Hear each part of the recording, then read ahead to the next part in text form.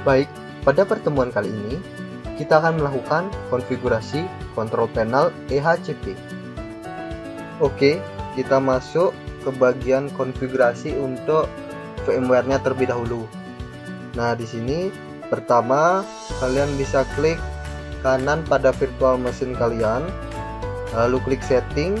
Nah, di sini pada bagian network adapter kalian dapat memilih host only. Nah, di sini ada pilihan langsung host only atau bisa langsung melakukan custom spesifik.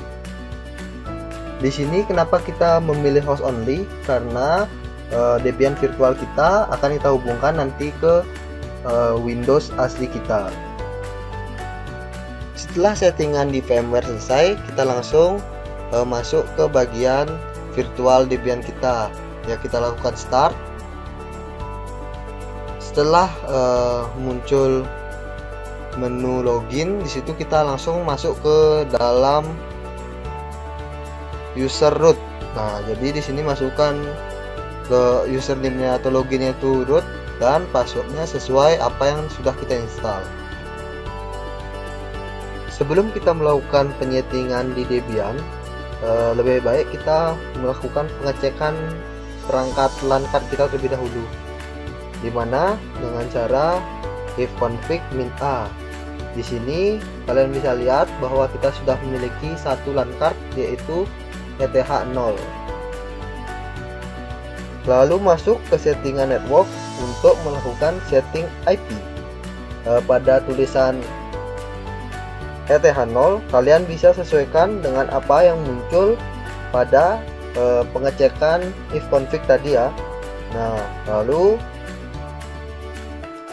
kita bisa masukkan IP. Nah, di sini IP-nya bisa disesuaikan dengan apa yang diberikan ya. Nah, jadi di sini ada address, netmax, nanti ada network dan juga broadcast. Nah, jadi itu disesuaikan dengan apa arahan dari soal yang ada.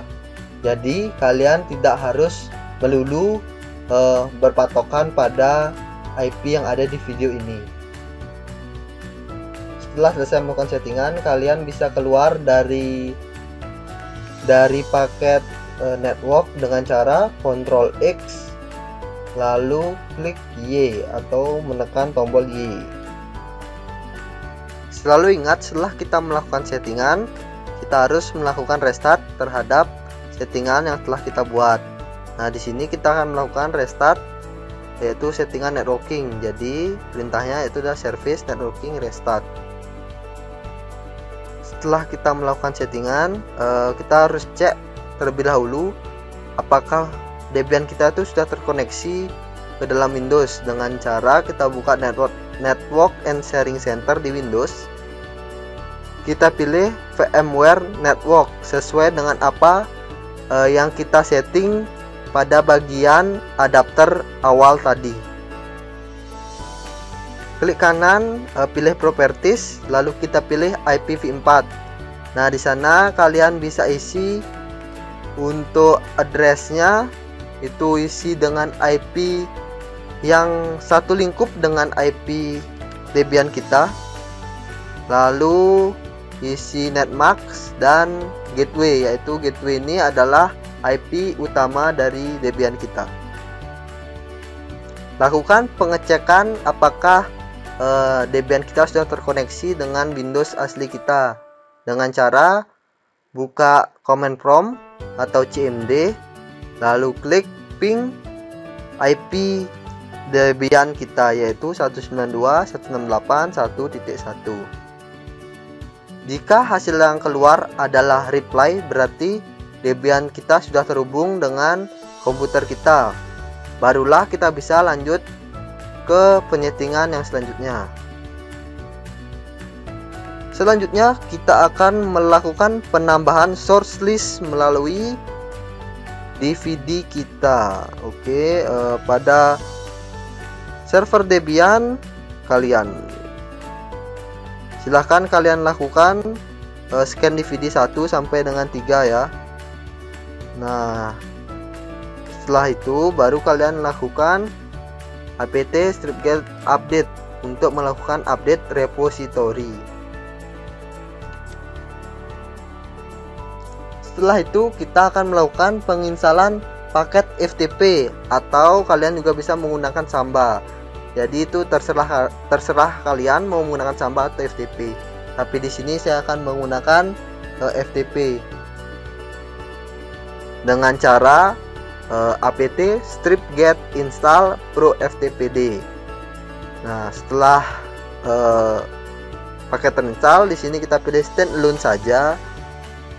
Nah, setelah paket berhasil terinstall, kita melakukan add user dengan cara add user dengan user yang kalian inginkan. Di sini saya mengisi XYZ, lalu isikan password bebas, itu terserah kalian. Nah, di sini untuk full name dan seterusnya kalian enter saja, biarkan kosong. Setelah selesai melakukan add user, kalian bisa langsung melakukan yang namanya permission folder atau permission untuk directory. Jadi caranya adalah chmod 7777/home/xyz. Nah, jadi xyz ini adalah nama user kalian. Jadi kalau nama usernya aku, jadi /aku. Setelah berhasil melakukan instalasi dan penambahan user di FTP, kita bisa langsung masuk FTP-nya menggunakan aplikasi WinSCP atau aplikasi lainnya. Nah, di sini kalian pilih yang pertama adalah FTP, masukkan IP address dari Debian kita, lalu masukkan user dan password yang telah kita buat tadi. Nah, selanjutnya kalian bisa menaruh file untuk instalasi EHCP di dalam folder yang kalian sudah chmod tadi. Jadi di sini dalam folder yang sudah saya chmod yaitu adalah folder XYZ. Kalau kalian mau di folder lain itu boleh saja. Selanjutnya kalian masuk ke directory home/xyz dengan cara cd/home/xyz. Nah, itu disesuaikan untuk direktorinya dengan direktori apa yang sudah ada file instalasi EHCP-nya. Lalu lakukan ekstrak file yang sudah kita masukkan tadi dengan cara tar min zx vf. Nah, di situ masukkan nama file yang ingin kita ekstrak. Setelah sukses melakukan ekstrak data, kalian bisa langsung melakukan instalasi dengan cara masuk ke folder EHCP dengan cara cd EHCP. Nah, setelah masuk folder ini, kalian bisa langsung melakukan instalasi dengan cara /install/sh.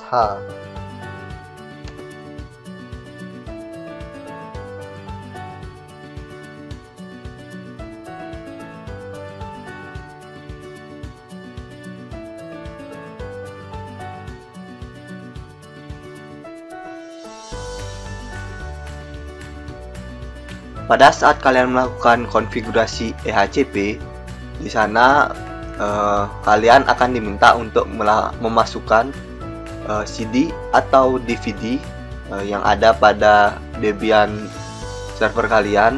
Jadi di sini EHCP akan terus meminta ketika paket yang diinstal itu tidak tersedia di dalam CD yang kalian gunakan.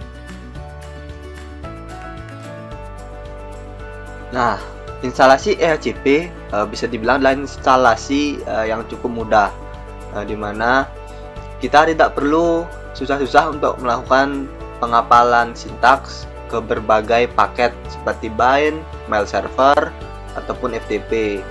Nah, di sini kalian hanya tinggal melakukan atau melihat CD apa yang dibutuhkan oleh EHCP untuk melanjutkan instalasi. Di situ kalian harus terus melihat kira-kira ini sudah berhenti apa belum, sudah selesai atau masih memerlukan instalasi lagi.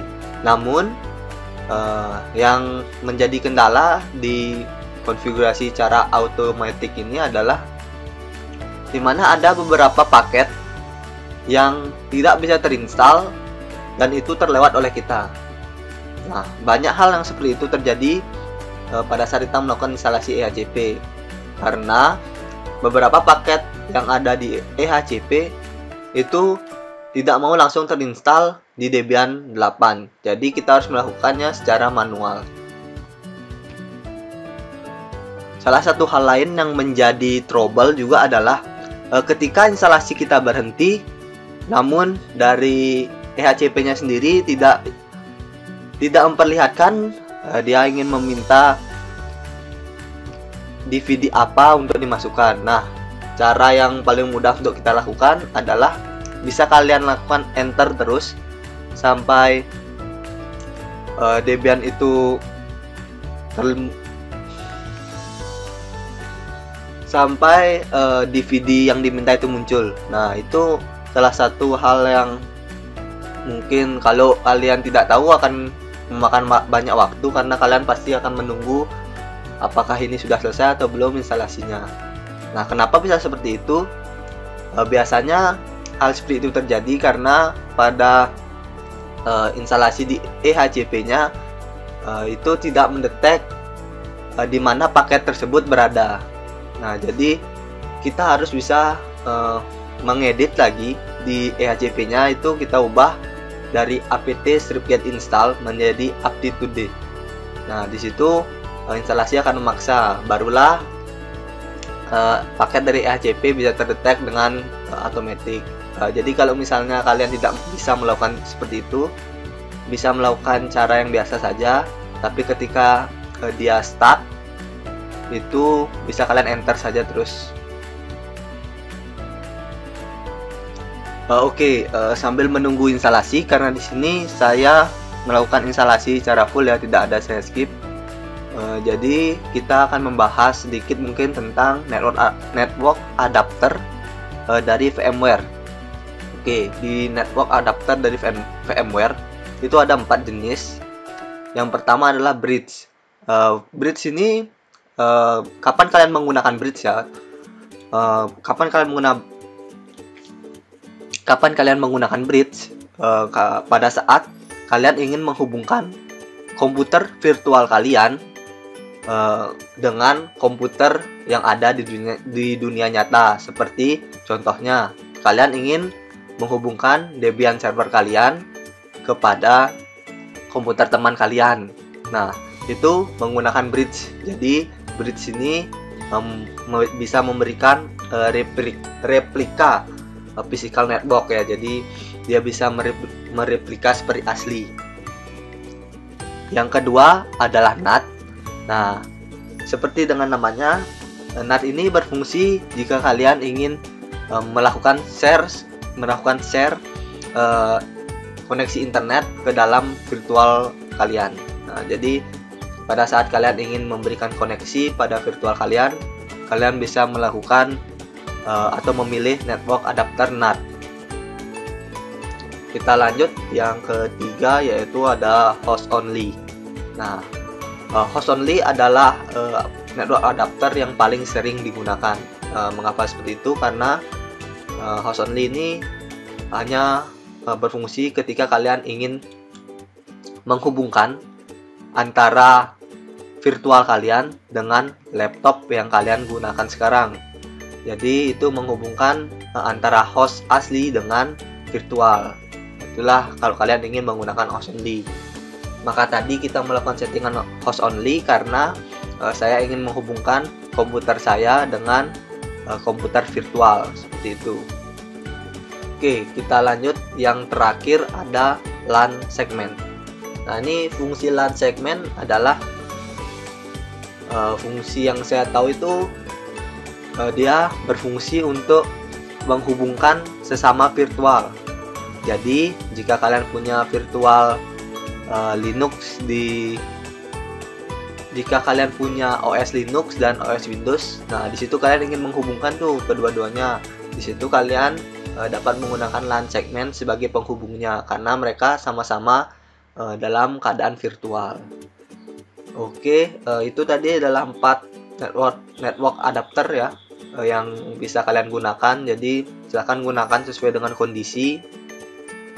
Tentu saja kalian mungkin tidak akan menggunakan semuanya, mungkin akan paling banyak adalah menggunakan NAT dan host only ya. Nah, jadi silahkan dipilih apa kebutuhan kalian. Sekalian saja saya bahas di sini ya. Ada beberapa teman kalian yang sudah mencoba untuk melakukan instalasi EHCP, tetapi instalasinya itu bisa dibilang gagal. Cuman mereka sudah menemukan beberapa solusi, yaitu dengan cara melakukan instalasi phpMyAdmin, MySQL, dan Apache secara manual. Jadi kalian harus install itu terlebih dahulu, baru kalian melakukan instalasi dari EHCP. Nah, itu mungkin bisa menjadi solusi jika kalian mungkin gagal dalam instalasinya atau tidak berhasil. Yang kedua adalah kalian bisa memastikan source list yang menuju internet terlebih dahulu. Jadi kalian masuk ke bagian source list. Nah, di situ kalian bisa disable semua yang berhubungan atau yang menuju ke dalam internet. Jadi dipagar saja. Misalnya ada www.debian, itu dipagar saja, jangan diberikan lolos. Kalian juga bisa mencoba instalasi ini di Debian 8 ya. Teman kalian juga sudah ada yang mencoba di Debian 8 ternyata berhasil. Nah, di situ kalau kalian memang memiliki ISO dari Debian 8 bukan 8.5 ya, kalian bisa mencoba, dan teman kalian juga berhasil. Jadi saya rasa harusnya kalian berhasil juga.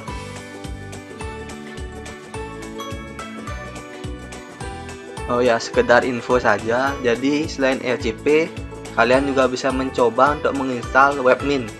Nah, Webmin ini sama seperti EHCP, dia bersifat gratis dan dapat support di Linux.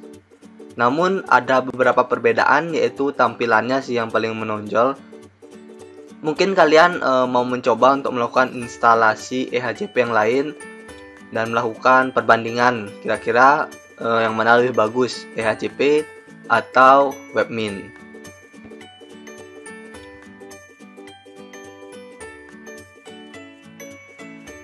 Selanjutnya kita masuk ke dalam settingan Apache kita.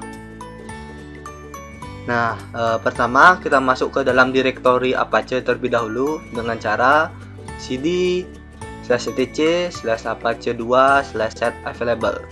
Nah, di sini kalian bisa melakukan ls, yaitu mengecek list apa saja yang ada dalam direktori tersebut.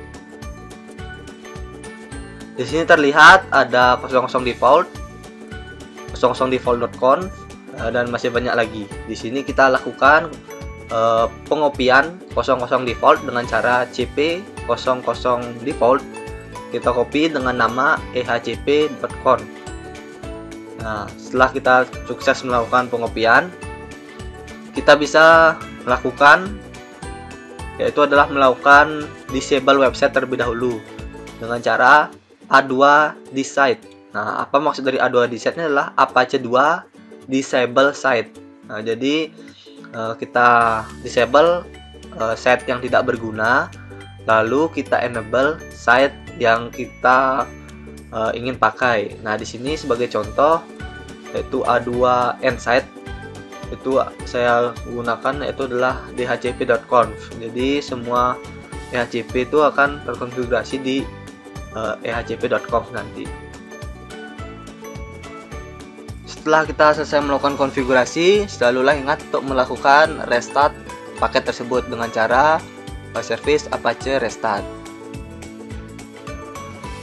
Selanjutnya kita masuk ke dalam browser Windows kita, dimana di sini kita masukkan IP address dari Debian kita.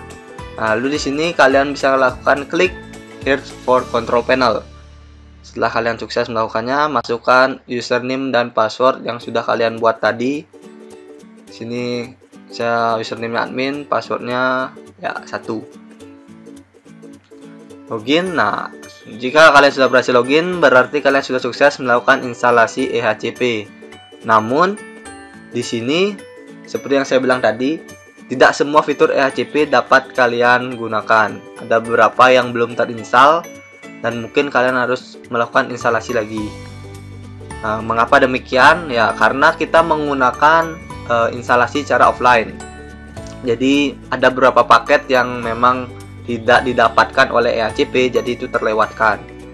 Jika kalian memang ingin lebih mendapatkan banyak fitur dari EHCP, kalian bisa mencoba menginstal menggunakan internet. Kemungkinan untuk mendapatkan fitur itu akan dapat fitur yang lebih banyak seperti itu. Oke, jadi seperti itu saja konfigurasi EHCP kali ini. Silahkan kalian coba install EHCP dan melihat fitur-fiturnya seperti apa saja. Sekian dan terima kasih.